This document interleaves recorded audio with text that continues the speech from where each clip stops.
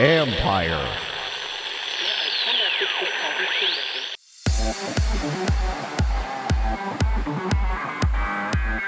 Are you ready to take control of a live basketball game? Allowing our fans to hear from the folks on the field in real time in a way that helps them making their decisions.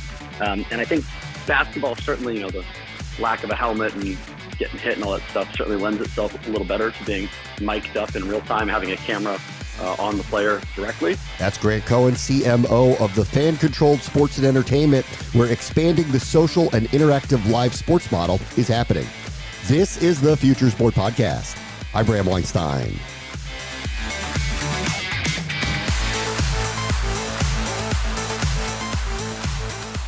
The Fan-Controlled Football League was able to secure some big names like Johnny Manziel to play in some of their games. They also learned a great deal about what fans can and shouldn't control, and now are expanding into basketball.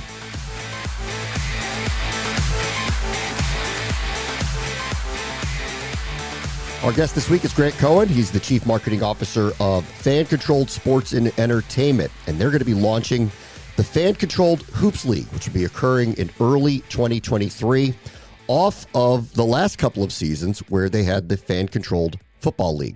Hey, Grant, how are you? Nice to talk to you.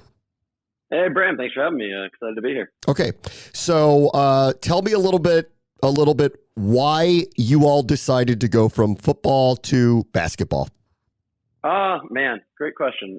There's a few reasons. One, I think we are all big sports fans, and certainly football and basketball are probably the two sports that, as a kind of leadership team, we are just personally the biggest fans of. And I think a big part of what we're building here really requires that fan passion. I mean, the entire point of this is we believe that sports are more fun when the fans are more involved. So being able to build on a sport that we are also passionate about, I think is one key thing. The second is the audience. Basketball, professional and even collegiate basketball in the U.S. has obviously become the second most watched, if you will, sport, and certainly resonates with an audience that I think matches our demographic, which tends to skew a bit younger than the other traditional sports leagues, more interactive, more digitally savvy. And the other thing that's really interesting to me about the two other things I think are really interesting to me about basketball, one is the international appeal. So with football, we've done a great job building a pretty sizable viewership and audience, but the overwhelming majority of that audience is in the U.S., right? Yep. My Niners are playing in Mexico City this weekend, and it's cool to see the NFL expanding a little bit internationally, but realistically, American football is American football for a reason, because it's really only popular in America. So I think what's really great about basketball, it is truly a global sport. There is really no corner of the earth that there aren't basketball fans. And so for us, it's a really interesting opportunity to test the waters of international distribution, international fandom, because we're far less focused on local fans with our business model and much more focused on the digital online streaming TV viewing audiences. And obviously that can be anyone around the world at any time. So I think those things all came together to kind of make basketball the obvious next choice. Hopefully not the last choice. We're certainly intending, our company's called Fan-Controlled Sports Entertainment. So certainly we have grand plans to be in lots of sports long term, but it's sort of what drove us to basketball as the next logical step. Don't sell football short yet. I saw a lot of German people singing John Denver at a football game, so I think it's possible. Right, it's possible. All right, let's talk about. I think it is too. It's funny. We actually think it is too. Especially Germany. We actually had so before we ever launched our own football league, we actually bought an arena football team in Salt Lake City, Utah, of all places. It was an expansion team in the IFL, and we let the fans call the plays.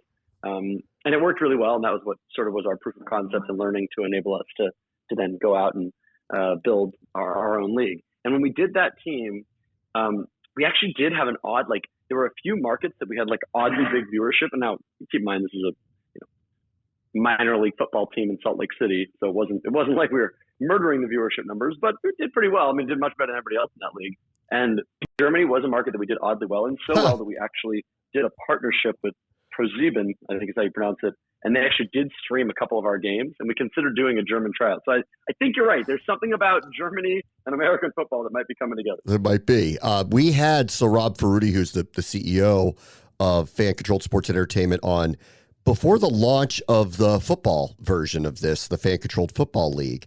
And I remember like listening to him and hearing him out and going, this is a really cool concept. Are they really going to pull this off? What did you learn over the first couple of years in doing this with football?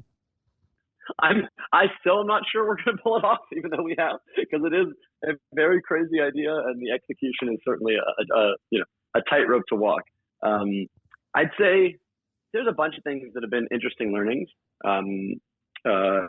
around all sorts of different stuff. So if you think about it from a kind of my role, marketing and growth perspective, I think we've gotten really good at understanding how to work with our distribution partners, Twitch, DAZN, NBCLX, et cetera, on maximizing distribution and viewership.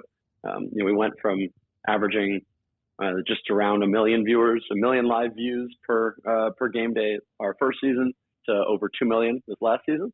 And I think that was a lot of tied into what we learned and how to operate in promotion, distribution, how to bring our fans back retention-wise, which is key, right? Like, as you're building a business, learning those things, how to keep fans engaged coming back is really an important thing to do. I think we certainly learned a lot about what things our fans are interested in. We are probably best known, or people immediately latch on to the real-time play calling aspect that we've done, and certainly from a technology perspective, that's the heaviest lift to build and execute. And it's worked extremely well. Like, literally for now 2 straight seasons, every single offensive play has been called by the fans. Now, sometimes the quarterback's audible and run different things, just like they do with an actual offensive coordinator in a football game. But the fans actually called all the plays, which we're pretty proud of the technology having stood through all that. So it's been fascinating to see the other things that our fans are super interested in. Player selection, player personnel, drafting, and choosing the players in their team has become a very important one. Their fans' ability to overturn or overrule what a ref's decision is something that we get a huge amount of fan interest in. Yeah, it's probably not too surprising.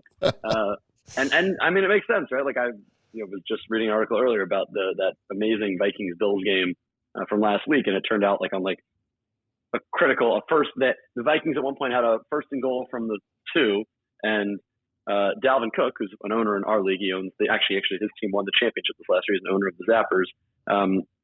Got stuck for like a 3-yard loss, and it turned out when they reviewed the tape and then they ended up, there was a sack and incompletion. They ended up kicking a field goal, and then that meant they didn't win the game, right? It was an overtime. It gave the Bills a chance to tie, and Vikings ended up holding on. But there were 12 guys in the field for the defense on that play. And I saw the offensive coordinator say, well, I haven't designed a play yet that works to get a first down when we're playing 11 on 12.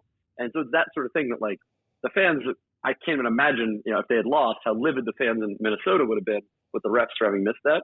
So I think being able to give fans the power to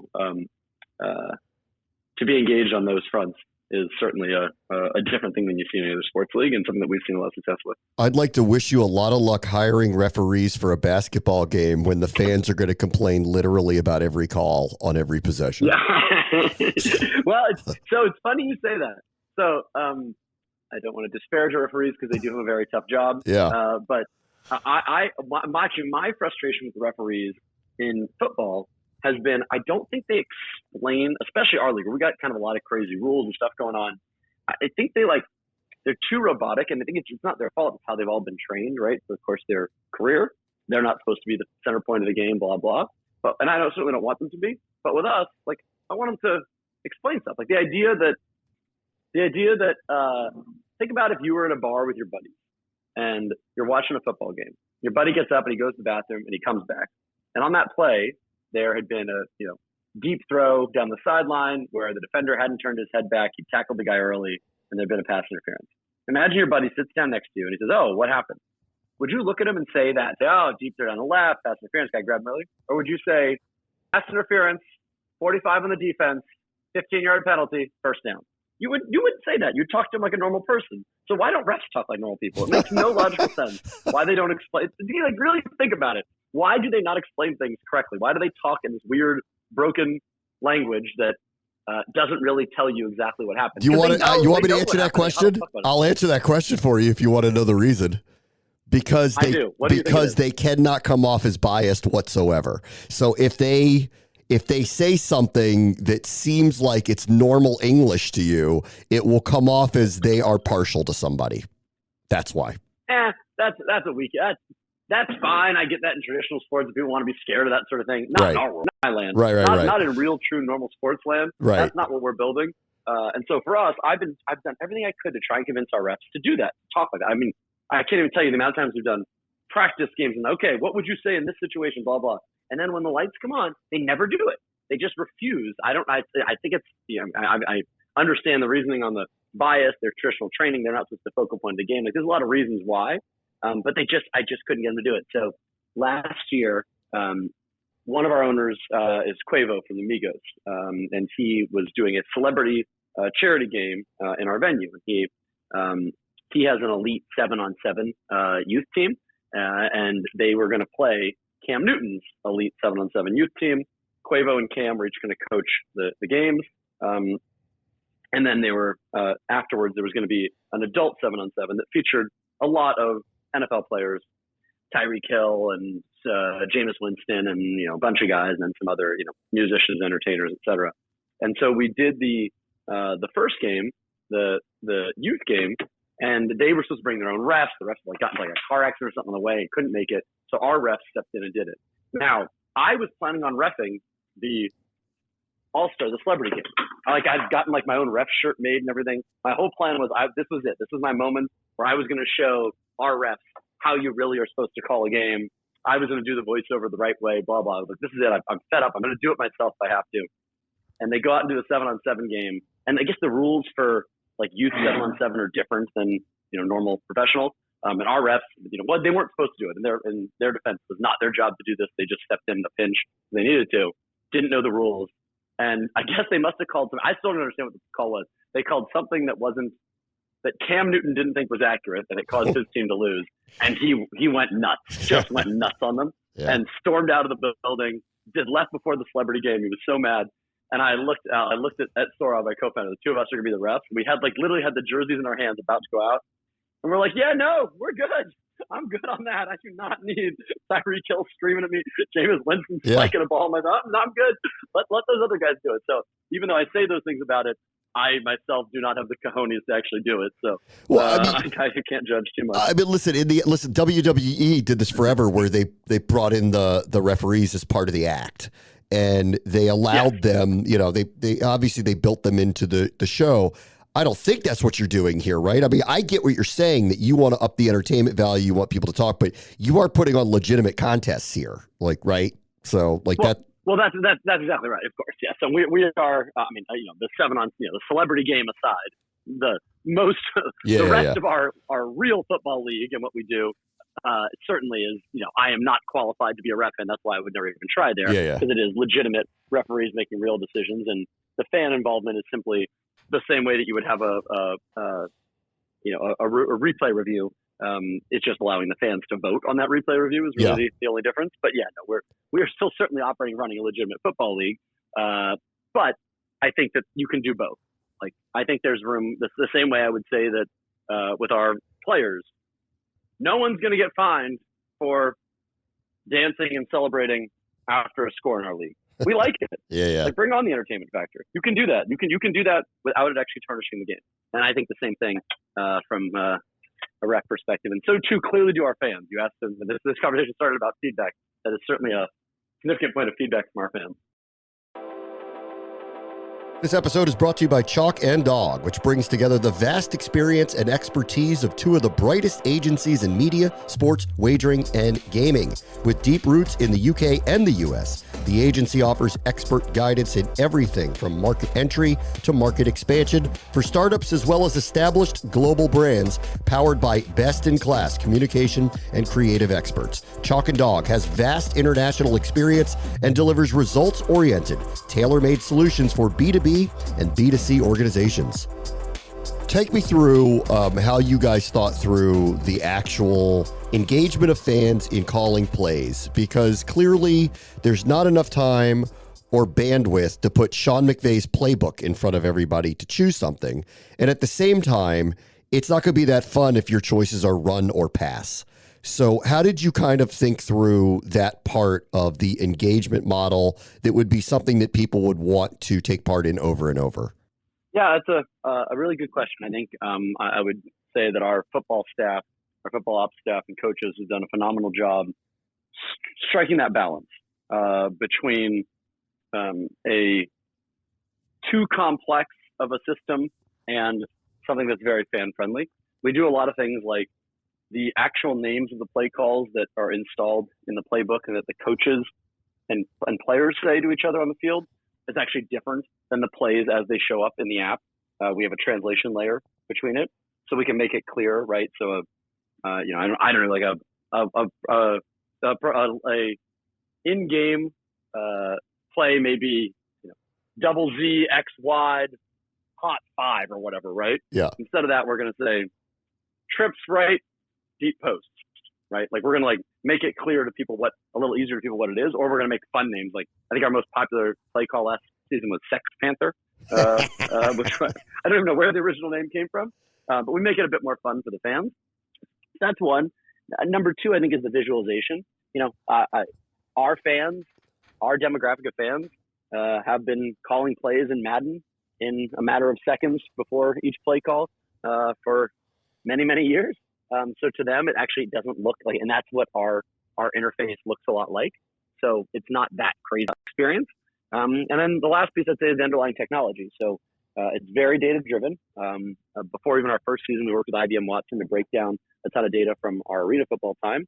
And then certainly once we've launched now we have 2 full seasons where the data it's only gotten better, which is the ability for our underlying algorithm to choose the 6 best plays for any down distance and game situation.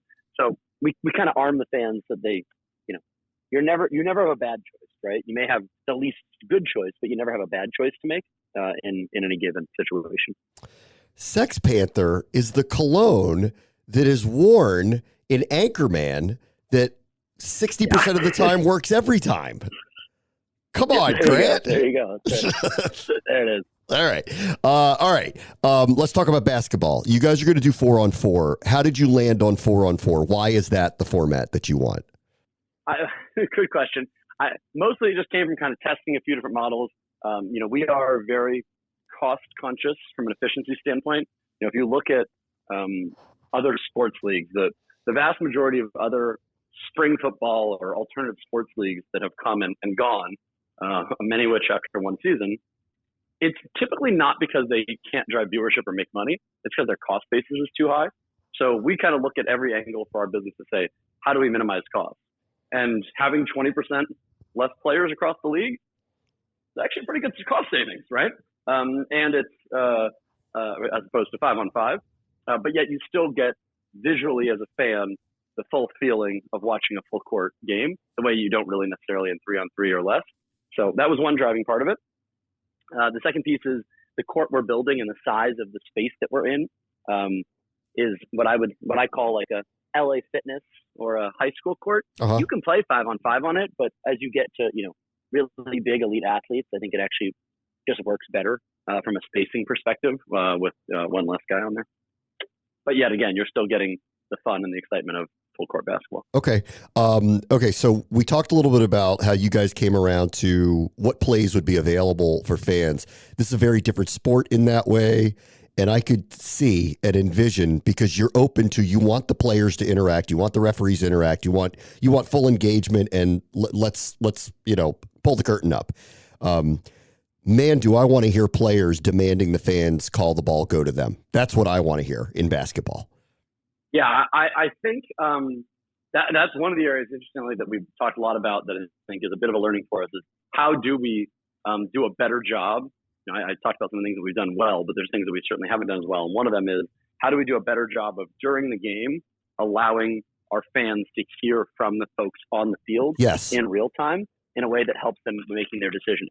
And I think basketball certainly, the lack of a helmet and getting hit and all that stuff certainly lends itself a little better to being mic'd up in real time, having a camera on the player directly. And so certainly you'll see a bit more of that with us this season. And then from a decisioning standpoint with hoops, because you're not calling plays, there's certainly, we call ATO situations that fans could be involved in picking a certain play on, but that just those are few and far between throughout the course of a game. Instead, we're really gamifying the substitution and point scoring system, whereby fans will be able to make much more frequent substitution decisions about who they're putting in, and then choosing what we call lit zones to basically enable their team with a combination of who's in to score more points from certain areas. So we call it calling the shots, right? Yes. Their ability to basically call where they want their team shooting from. Now, it doesn't require it, right? And certainly defenses will react and it'll change out the strategy. And that's part of the strategy, right? Is figuring out what mix of players, what mix of lit zones against what defenses is actually most effective for your team. But they're basically the levers that the fans have the ability to pull to call the shots. Yeah, it's very cool. Tell me a little bit more about the court and the technology behind it and what you're trying to build and show to fans. It's really cool.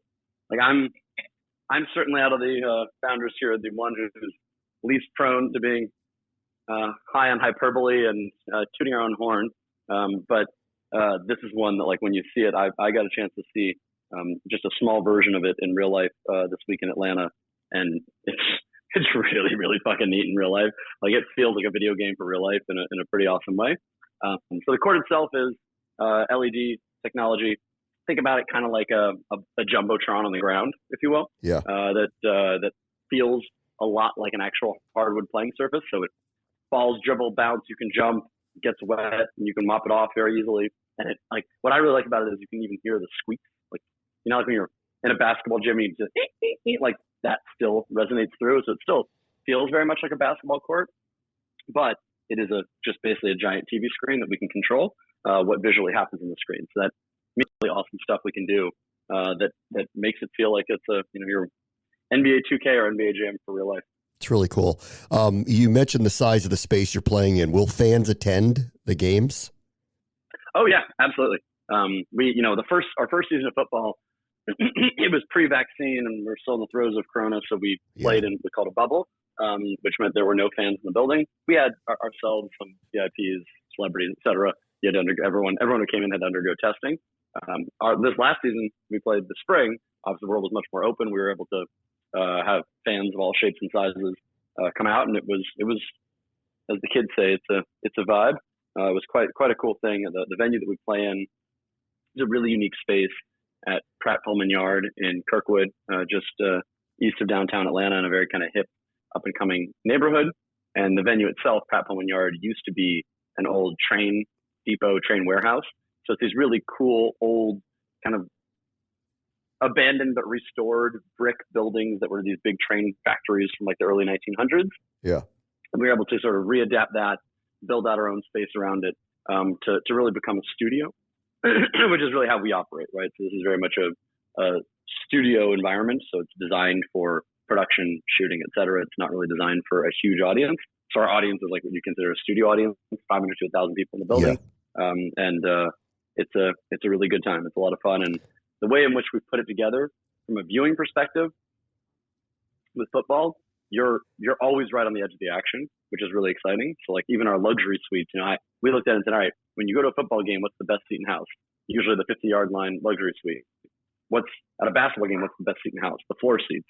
So we basically built our venue so that the luxury suites, which make up a big chunk of what the scope of seating is there, are on the 50. We combine the two, right? They're like courtside suites, which is pretty awesome for football. It's certainly very unique for football because you never get that close to the action to football. And we'll be replicating that for basketball in the same venue. You mentioned vibe. I'm curious if you've thought about game flow. Is this going to feel like a NBA game? Is this going to feel like N1? Is this going to feel like Rucker Park? Like what kind of game are we going to be watching when they play? Yeah, good question.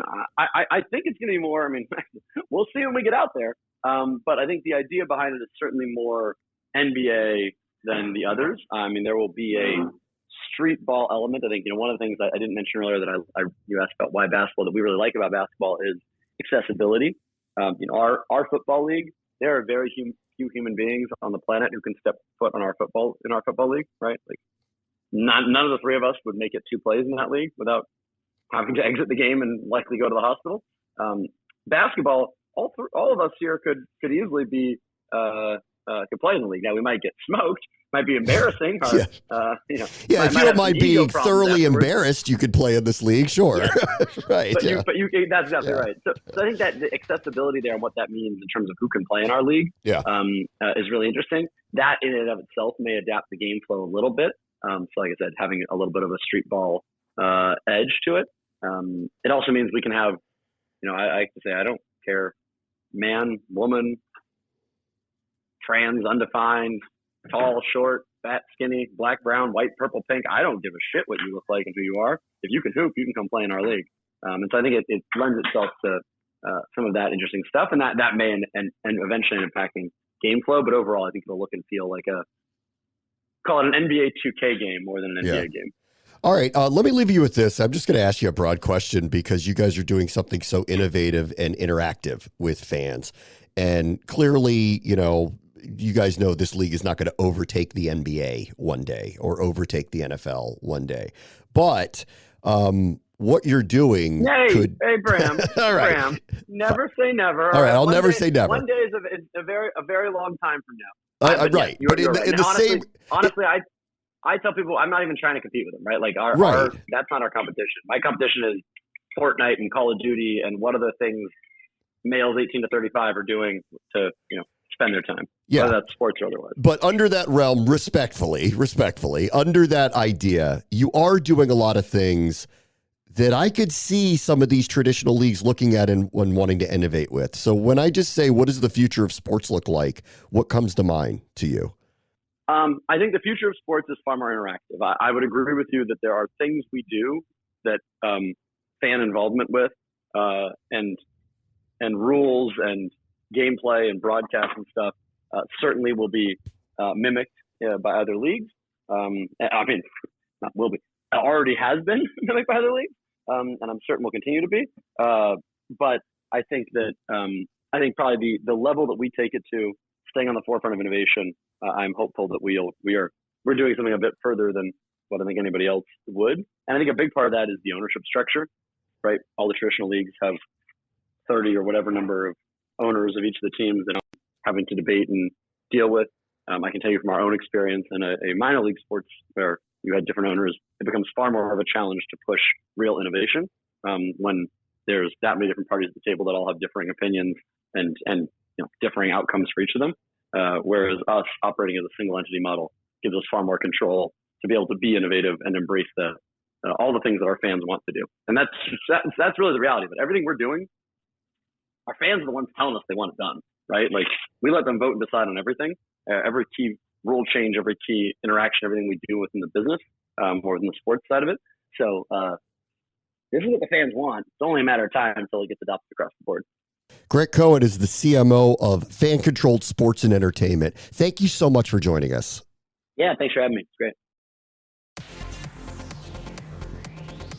On the next Future Sport podcast, gamification of exercise continues to find new homes. Digital media, digital content was kind of revolutionizing a lot of different consumer activities, and fitness was clearly one of them.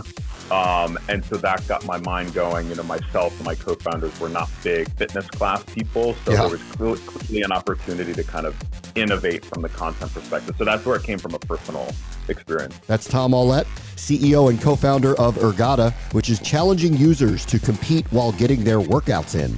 That will do it for this episode. As always, the future is now. This is the Future Sport Podcast. I'm Bram Weinstein.